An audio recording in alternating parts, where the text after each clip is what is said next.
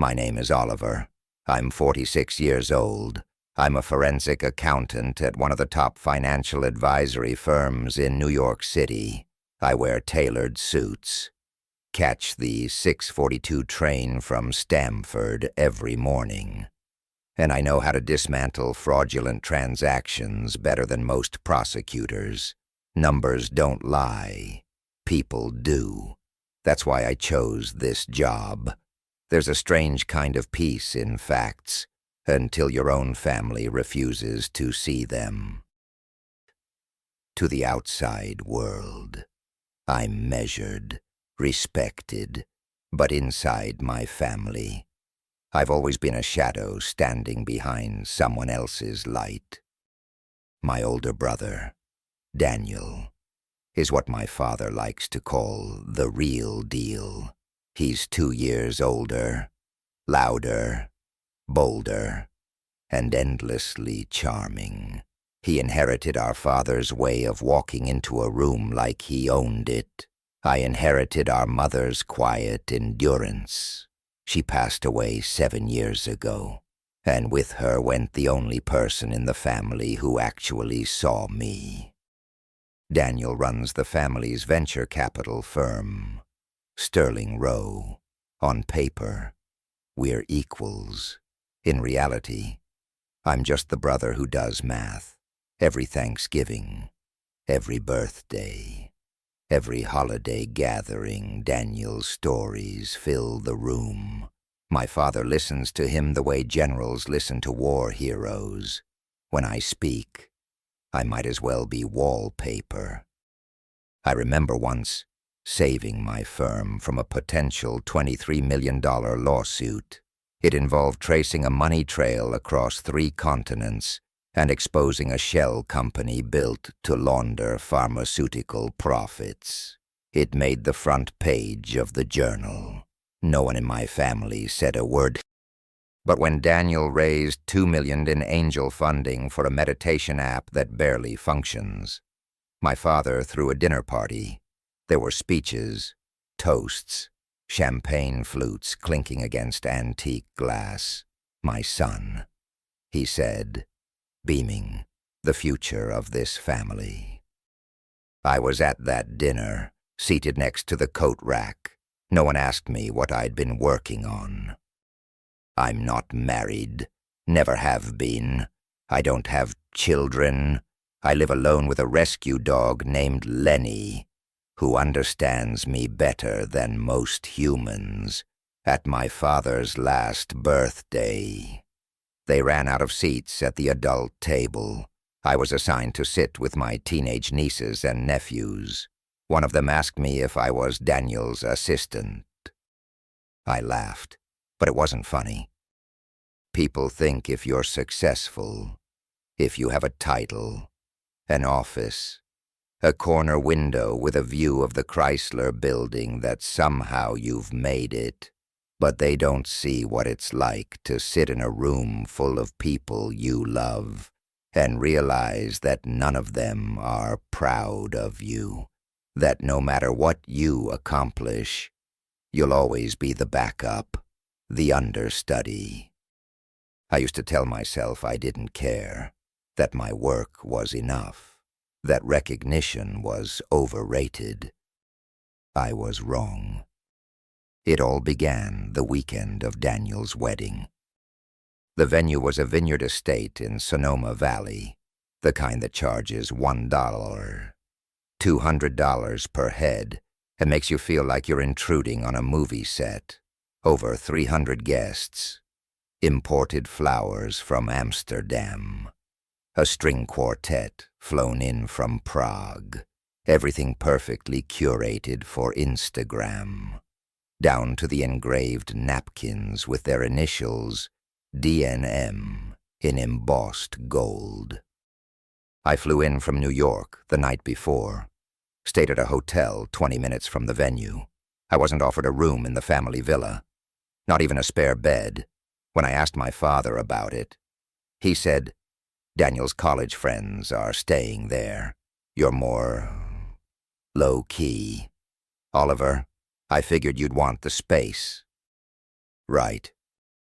On the day of the wedding, I arrived early. I was told by one of the planners to wait in the garden area, away from the main entrance. Apparently, the inner circle was being seated first.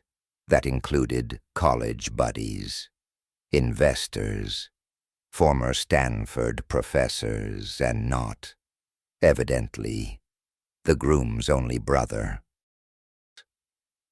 I stood awkwardly next to the champagne fountain for almost 40 minutes. Eventually, someone waved me in. I walked past rows of elegant white chairs, looked for my name. I wasn't in the front rows with the family.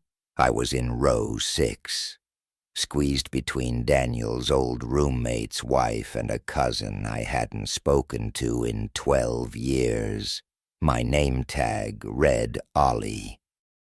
Only 3 people in my life have ever called me Ollie. One of them was our mother. She's dead. The other 2 are ex-girlfriends. I tried not to let it show. After the ceremony, we moved into the reception hall. It was stunning. Glass chandeliers, a live band playing jazz, place settings that looked more expensive than my kitchen table. I reached into my coat pocket and checked the envelope again, a wedding gift. A wire transfer receipt. I had contributed $50,000 to the honeymoon fund, which Daniel had personally asked for 2 months ago. He said, "It's for the Maldives. Overwater villas are about $10K a night. You're the only one who'll get it." I got it. I always did. Then came the speeches. The best man, Daniel's Stanford buddy, roasted him affectionately. My father took the mic next. He started listing Daniel's achievements like reading off a resume. Graduated top 5% of his class, turned a $500K seed round into $12 million CFO of Worth Tech. My son is the reason our family name means something in Silicon Valley. He paused, glass raised, and today he marries a woman who matches him in brilliance and beauty. A few polite chuckles. He continued, "Some people in this family choose to play small, to hide behind spreadsheets. But Daniel, while dreams big." The room clapped. My hands stayed still in my lap. Then the bride took the microphone.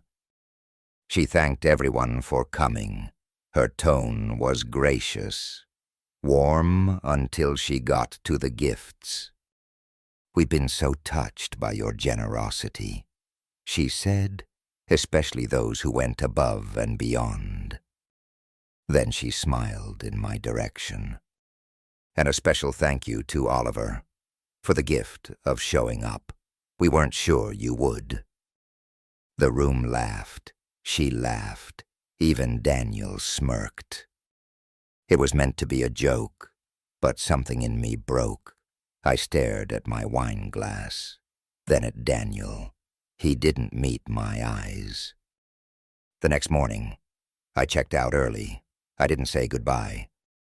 3 weeks later, I was back at work in New York when I got the email. Subject: urgent. Mandatory attendance. The meeting was at 11 a.m. Boardroom level 18. I walked in and found our CEO, the general counsel, and a man in a Navy windbreaker I immediately recognized as FBI. They didn't ask me to sit. The CEO's voice was tight. "Oliver, we've been notified of serious discrepancies in the Worth Tech acquisition. Someone altered the financial reports prior to the final sign-off. The audit trail points to your workstation." I blinked. "That's impossible." The counsel slid a folder across the table. Inside, a printed contract with my digital signature. Timestamps from my login. Security footage of me entering the server room on March 2nd at 1:13 a.m. I stared at it. I hadn't been in the building that night. I'd been at a hospital in New Jersey visiting a friend post-surgery. It didn't matter. The evidence was overwhelming. They placed me on indefinite leave. I was told my accounts would be frozen pending internal review. My performance bonus, $8, $6 million in stock, was officially suspended. And not once, during that entire conversation, did anyone mention Daniel. He was the CFO of Worth Tech, my own brother, the man who'd asked me to transfer my gift to his honeymoon fund, the man whose wedding toast landed like a slap in my face. I left the office with one thought echoing in my head. He set me up. And this time, I wouldn't stay silent. I packed my things at 2:08 in the morning. No one said goodbye. No one lingered by the glass doors or asked if I was okay.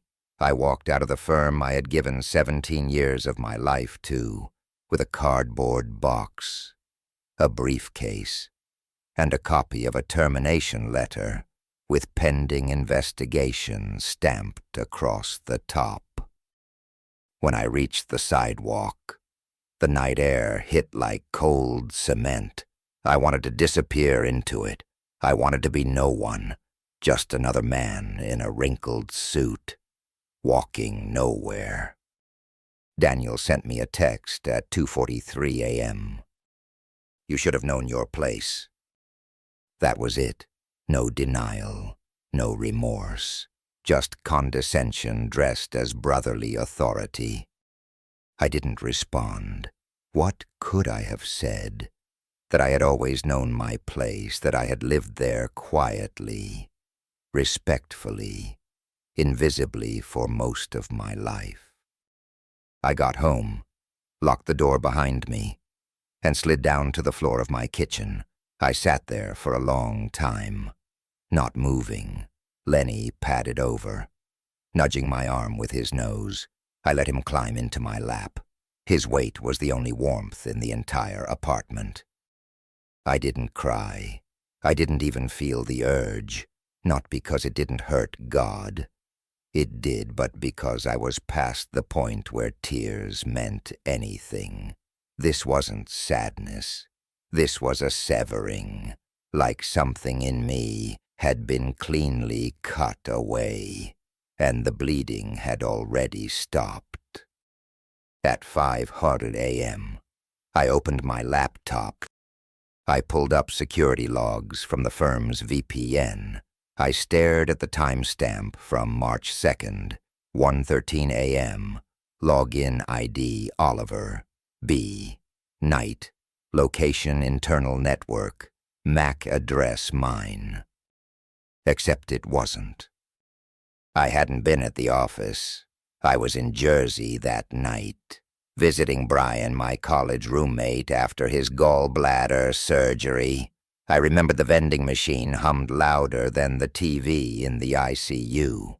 I remembered sitting there, watching Brian sleep, thinking about how fragile men look in hospital gowns. So how the hell had my account been used? That question echoed in me like a siren for days. The next morning, I reached out to a former colleague, June Morales. We used to work fraud cases together back when she was still in cybersecurity. She'd left the corporate world a few years ago to start a private forensics firm in Boston. June, I said, my voice tight. I need help. Off the record, quietly. She didn't ask questions, just gave me a rate, $40,000, for full digital analysis, potential deep server recovery, email trace, and metadata reconstruction I wired the payment within an hour by liquidating what was left of my personal stock in a tech fund I'd been holding since 2015. I didn't hesitate because I knew something deeper than fear had taken root in me betrayal. That night, I walked Lenny in silence through the neighborhood. My phone buzzed with media headlines. Senior financial advisor suspended over 140. Fraud. My inbox was flooded. Some colleagues messaged variations of "Hope you're okay." Most stayed silent. Silence, I've learned, is just cowardice with a tie on. As I passed the same brick wall I'd walked past 100 times before, memories came rushing in. I remembered being 16, winning a statewide math competition, coming home to find Daniel had crashed our father's Porsche. While I held up a certificate, Dad was yelling about repair costs and insurance deductibles. No one even asked me how I placed. I remembered Christmas 2009. I bought Dad a vintage Rolex, spent 3 months' salary on it. Daniel gave him a Bluetooth speaker with his company logo on it. Dad wore the watch once. The speaker still sits in his study. I remembered the day Mom died. Daniel got up at her funeral and talked about how close they were. I wanted to stand up and scream. She never called him when she couldn't sleep. She called me. And yet, I was the one blamed. I was the one disbelieved. I sat on a bench under a broken street lamp and let all those moments wrap around me like ice. There was a time I would have defended Daniel, would have believed some twisted version of logic.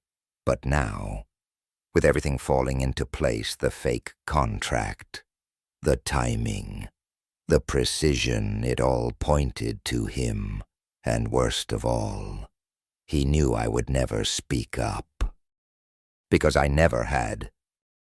I always played the role, the quiet one, the one who smoothed over family drama, the one who wrote checks and signed NDAs, the one who sat 6 rows back and clapped. No more. I got home, poured myself a glass of water, didn't touch it, just stared at the envelope sitting on the counter, the wire transfer receipt, $50,000 gifted to the man who just burned my life down. My hands shook. I opened a new folder on my desktop, named it Clearance. Inside it, I started saving everything June sent, screenshots, email traces, login records. I had lost $1, $2 million, in under 2 weeks. I had lost my job, my reputation, the benefit of the doubt. But not my memory, not my logic, and not, finally, my voice. And if Daniel thought I would go down quietly, he was about to remember exactly who I was. It was June 30th, when June Morales called me with a voice that sounded like a tremor before a landslide. I found it. Oliver, it's clean, solid, undeniable. My heart pounded against my ribs like it was trying to claw its way out. She explained that the login that proved I accessed the WorthTech deal was made at exactly 3:12 a.m. from an internal IP address. But what made it irrefutable was what came next. Surveillance footage from Mount Sinai's emergency room showed me being admitted at the same moment. A minor stroke. They said, likely stress-induced. I had been hooked to an IV while someone impersonated me and planted the contract that would end my career. But it wasn't just that. June had uncovered something else. There was a private Slack conversation between Daniel and WorthTech's external counsel. She didn't even have to hack anything. It had been poorly deleted, not scrubbed. One message, time-stamped March 2nd, 10:47 a.m., just 25 minutes before the fraudulent login. Just pin it on Oliver. He won't say anything. He never does. I read that line 20 times. Then I read it again. He knew. He knew what it would cost me, and he counted on my silence. That was when I stopped being the man who sat in the 6th row. I called Carla Winslow. Carla was an investigative journalist for Ledger Watch. Smart, ferocious. She'd once tried to expose WorthTech's inflated valuation back in 21 and was conveniently let go during media restructuring. Rumor said Daniel had a hand in that, too. She remembered, and she was hungry. We met at a quiet cafe on the Lower East Side. I handed her a flash drive. She looked me in the eye and said, "Are you ready for what happens next?" I wasn't, but I nodded anyway. The shareholder meeting took place in San Francisco on July 14th. The ballroom of the Parkside Convention Center was packed.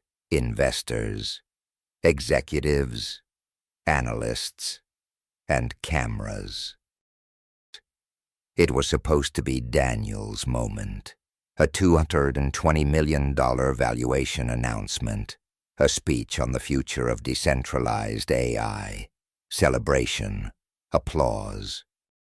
Instead, as people filed in, the screen at the front of the room flickered to life, not with the WorthTech logo, but with Carla's face. Her livestream headline burned across the screen in stark white letters. Fraud time-stamped, identity proven. Whispers surged through the crowd. Phones lit up. People began streaming the video even as it played in the room. Carla began narrating over screenshots, audio clips, and time-stamps. The following is a verified timeline of the WorthTech acquisition fraud scandal.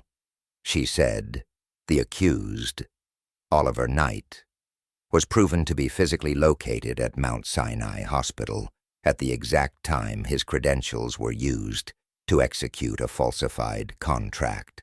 This contract was planted using a cloned profile from an internal IP address belonging to Daniel Knight, the company's CFO.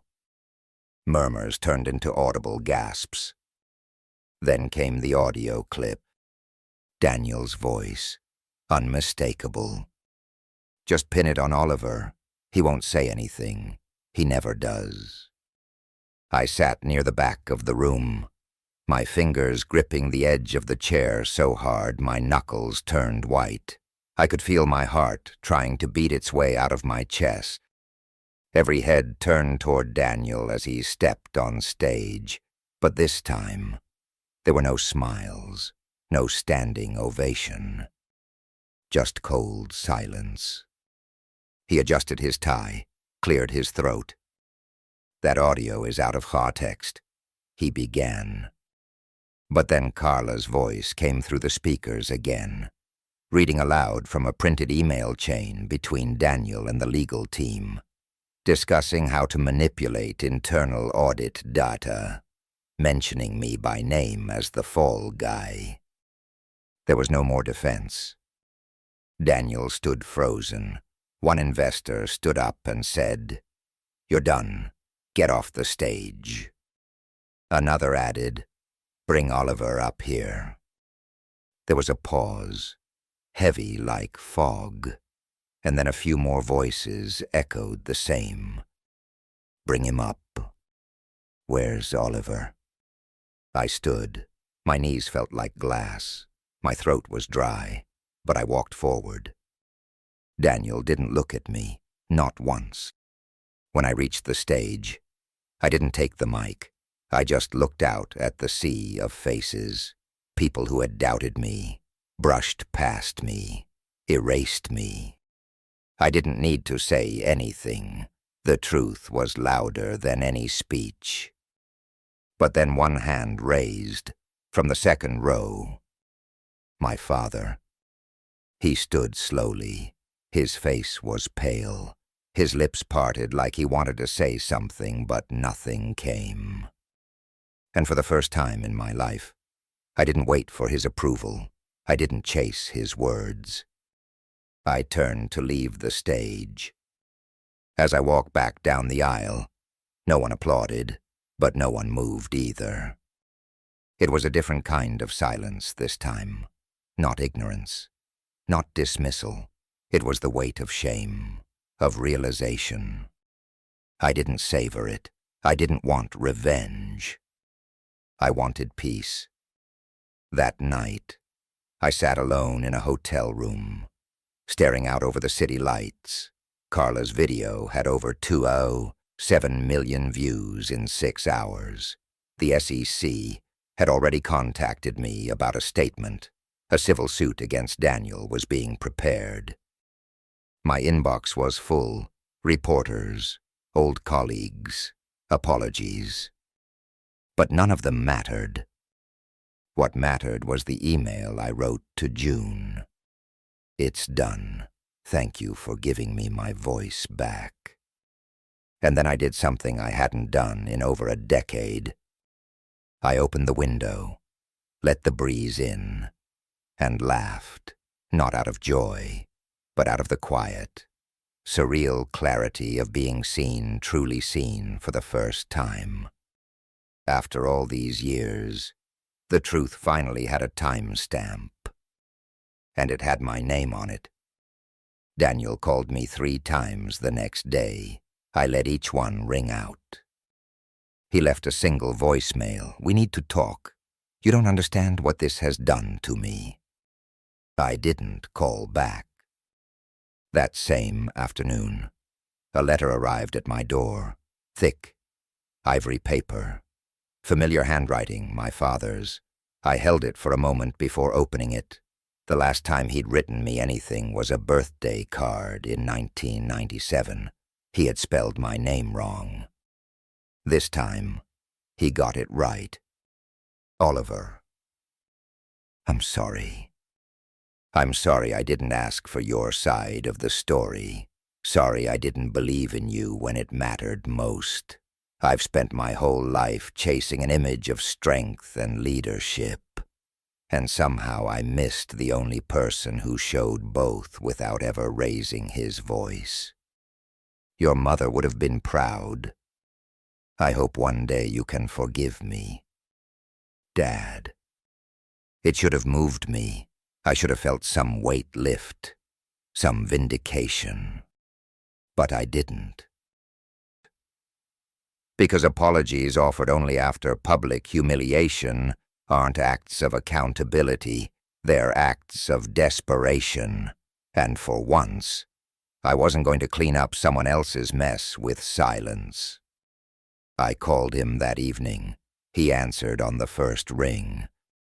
Oliver. Don't call me a failure again, I said, calmly, not to my face, not behind my back, not ever. There was a pause. Then, you weren't a failure, son. I was just hard on you because I thought you could take it. You thought I didn't feel it. I corrected him, but I did, every time. I didn't know how to say I was proud. You still don't. I hung up before he could respond. I didn't need a redemption arc. I needed distance. 2 days later, the firm where I had worked for 17 years invited me back. The managing partner sat across from me, fidgeting with a pen. He tried to sound sincere. We recognize that your suspension was premature. We'd like to offer full reinstatement, partner track, same salary, same equity. I smiled, for the first time in months, genuinely. "Thank you," I said, "but I'm not coming back." He blinked. "Oliver, you're a valuable asset." "I'm not an asset," I interrupted. "I'm a human being, and I don't belong in a system that protects power more than truth." He didn't fight me on it, maybe because he knew I was right, maybe because he didn't want to look me in the eyes any longer. That same week, I registered my own firm, Lucent Truth, LLC. It started small, just me, June as lead analyst, and a freelance data engineer from Portland. But within the first month, we signed 3 corporate clients. Combined contract value, $4. $1 million. All cases involved executive fraud. All came from referrals. Apparently, truth had a market after all. I leased a modest space on the 32nd floor of the same Midtown building where I used to spend 12 hours a day behind frosted glass, not out of revenge. I didn't care who saw me. I cared that I could see myself clearly now, without distortion. The first time I rode that elevator again, alone, I noticed something different, not in the lobby, not in the polished brass plaques or the tired concierge. In me. I no longer felt like I had to prove I belonged. I was done asking for a seat at the table. I was building a new one. A week after our launch, my father called again. This time I answered. "I saw your company website," he said. "It's impressive." "Thanks." He paused. "Do you need anything?" "I need boundaries." I said, "I'm not your fixer anymore. I won't pretend nothing happened. I won't keep showing up just to be ignored." There was a silence, one of those dense silences that stretch across bloodlines. Finally, he said, "I guess I deserve that." "You do." He didn't argue. That, at least, was new. "I'll give you space," he said. "Give me respect," I replied. "Space I can make for myself."